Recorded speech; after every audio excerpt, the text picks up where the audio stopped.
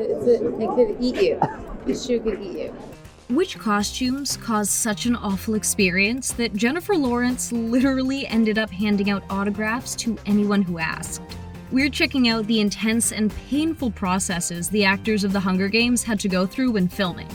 How did Lawrence end up losing some of her hair? Let's dive in behind the scenes. Access this female part of my brain I didn't even know I have. I was like, oh my God.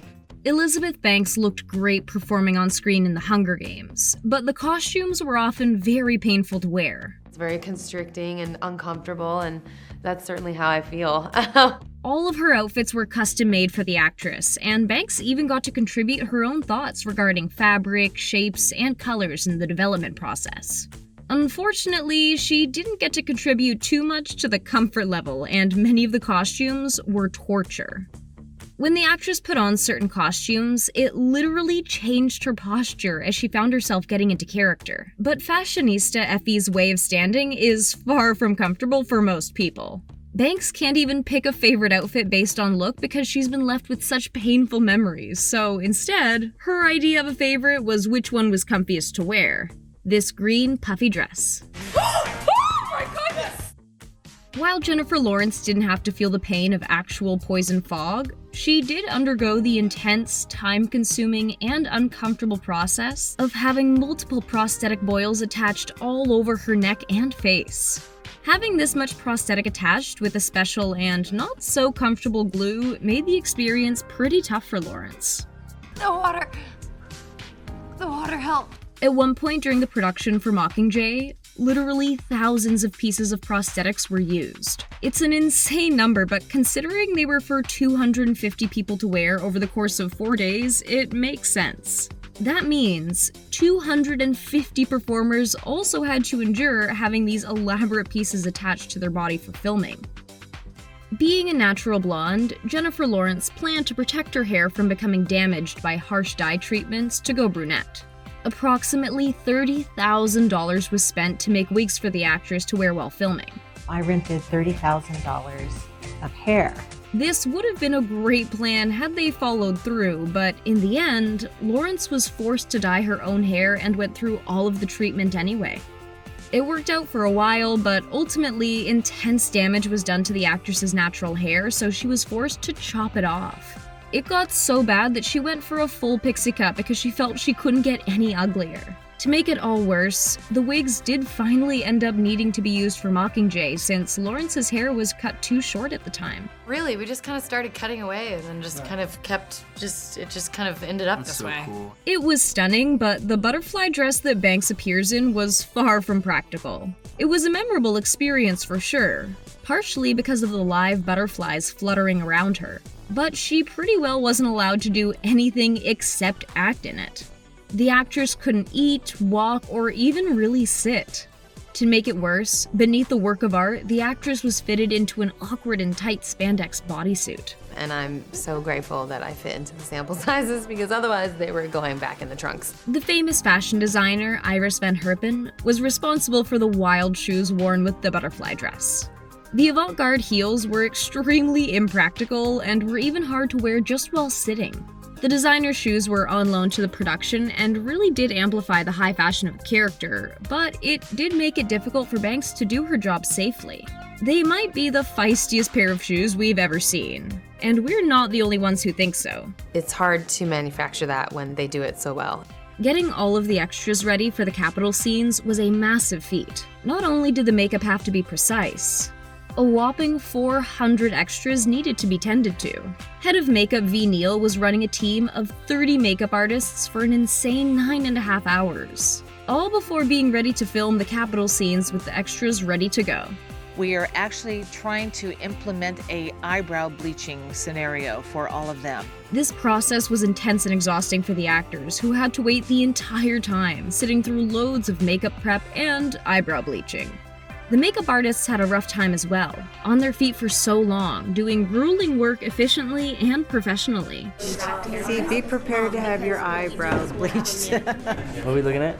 A whopping 1,800 different costumes were made for the Capitol scenes for the first movie.